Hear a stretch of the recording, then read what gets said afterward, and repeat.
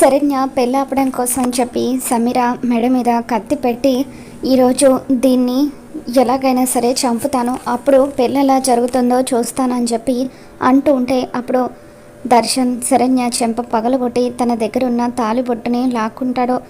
ఏమండి, తాలి కట్టిన భార్యను నేనుండగా మరొక పెళ్లి చేసుకోవడం పాపమండి అని చెప్పి శరణ్య అంటూ ఉంటుంది.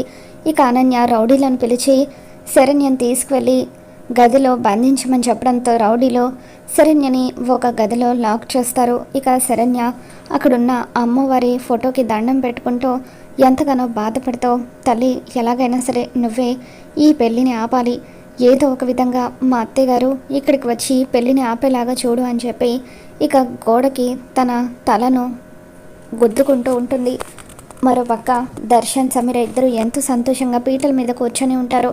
ఇక అమ్మవారి అనుగ్రహం వల్ల ఆనందకు ఇంట్లో ఉన్న ఒక ఫోటో ఫ్రేమ్ కింద పడిపోవడంతో ఆ సౌండ్కి మెలకు వచ్చి శరణ్య పెట్టిన మెసేజ్ని చూసుకుంటుంది.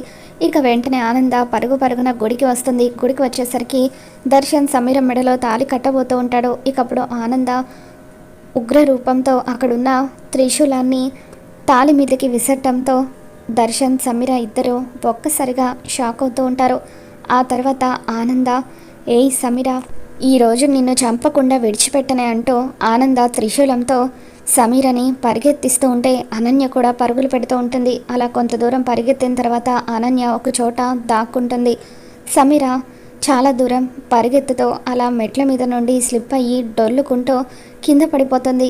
ఇకప్పుడు ఆనంద త్రిశూలంతో సమీరని పొడవబోతూ, ఏంటి ఆగిపోయావు, ఎంత దూరం పరిగెత్తుతావో పరిగెత్తు, ఈరోజు నిన్ను వెంటాడి చంపకపోతే నా పేరు ఆనంద భైరవే కాదు అని చెప్పి ఆనంద అంటూ ఉంటుంది.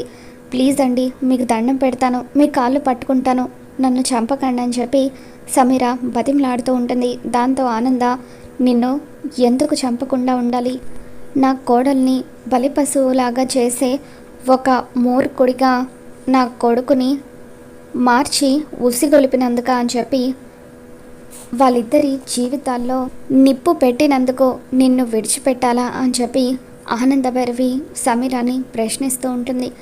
ఎట్టి పరిస్థితుల్లోనూ ఈరోజు నిన్ను చంపకుండా విడిచిపెట్టేదే లేదు, నా కోడలి జీవితానికి జరిగిన అన్యాయానికి నేను ఈరోజు బలిదానం ఇచ్చే తీరుతాను అని చెప్పి ఆ త్రిశూలంతో ఆనంద సమీరని పొడవబోతూ ఉంటే దర్శన్ ఆనంద భైరవి కాళ్ళు పట్టుకొని, అమ్మ ప్లీజ్ అమ్మ, సమీరని చంపొద్దు అని బతిమలాడుతూ ఉంటాడు. ఇక దాంతో ఆనంద, దీన్ని చంపకుండా ఉండాలంటే నేను చెప్పిన మాట నువ్వు వినాలి, వింటావా అని చెప్పి అంటూ ఉంటుంది. వింటానమ్మా అని దర్శన్ అంటాడు. నువ్వు మరోసారి శరణ్య మెడలో తాళి కట్టాలని చెప్పి ఆనంద అంటూ ఉంటుంది. ఇక దాంతో సమీర ప్రాణాలు కాపాడుకోవడం కోసం దర్శన్, అలాగే అమ్మ, నువ్వు చెప్పినట్టే వింటాను అని చెప్పి శరణ్య మెడలో తాళి కట్టడానికి రెడీ అవుతాడు. ఇక అలా ఆనంద మరొకసారి దగ్గరుండి దర్శన్ శరణ్యల పెళ్ళి జరిపిస్తూ ఉంటుంది. మరి రాబోతున్న ఎపిసోడ్లో ఏం జరగబోతుందో మళ్ళీ మన ఛానల్లో తెలుసుకుందాం. ఈ వీడియో మీకు నచ్చినట్లయితే తప్పకుండా లైక్ చేయండి.